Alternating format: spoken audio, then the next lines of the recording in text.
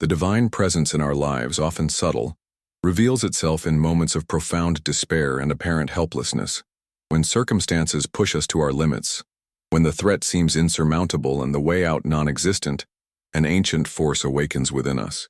It is not a force acquired through study or deliberate practice, but an instinctive response, a primal echo of our own survival.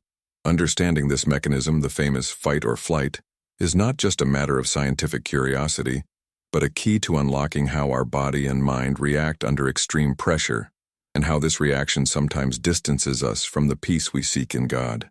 Often on our journey of faith, we encounter challenges that seem beyond our capabilities.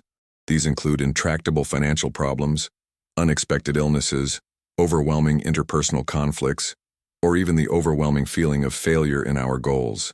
At these times, the world around us can seem like a battlefield, where every step is a potential threat and every shadow a hidden enemy. It is in this scenario of acute stress that the fight or flight response kicks in, a complex physiological process that prepares our body to face or evade perceived danger. But what exactly happens in our bodies when this alarm sounds? Imagine you suddenly find yourself facing a situation that screams danger, a speeding car coming toward you, a wild animal in your path, or devastating news that shakes your foundations. Immediately, without any conscious command, a cascade of chemical and electrical reactions is triggered. The hypothalamus, a small but powerful region of the brain, acts as the command center, signaling the adrenal glands to release adrenaline and noradrenaline. These hormones are the catalysts for the fight or flight response. They flood the bloodstream, accelerating the heart to pump more blood to muscles and vital organs, increasing blood pressure and respiratory rate to optimize oxygenation. Pupils dilate to capture more light. Digestion is temporarily suspended. After all, it's not time to eat, and the ability to feel pain diminishes. It's a state of high alert, a physical and mental preparation for immediate action. Energy, previously dispersed among less urgent bodily functions, is now directed toward survival. This evolutionary adaptation, crucial to our ancestors' survival in an environment rife with predators and natural dangers, manifests itself in us today, even when the predators are abstract or emotional. A heated argument at work, a destructive criticism, or the anticipated apprehension of an unpleasant event can activate this same stress response system. The crucial difference lies in the nature of the threat. While a wild animal poses an immediate physical danger that can be countered or avoided, modern threats are often prolonged and psychological in nature, but the body reacts in the same primitive way. This disconnect between physiological response and the reality of modern threat lies at the heart of our study. When our minds interpret a situation as dangerous, even when there is no actual physical danger, our bodies go into survival mode. This means that even sitting in a chair in a modern, safe office, we may be experiencing the same physiological reactions as someone fleeing from a lion. Our heart races, our muscles tense, and our mind goes into overdrive. For us believers, this instinctive response can present a subtle yet significant obstacle in our search for peace and communion with God.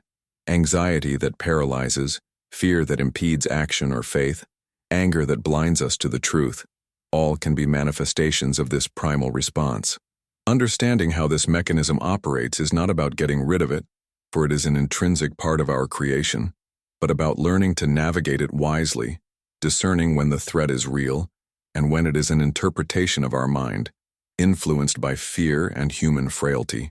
This is the starting point for a journey of self-discovery that will lead us to recognize the divine presence in the midst of the storm, not as a force that eliminates danger, but as an anchor that sustains us, even when our body screams for flight or fight.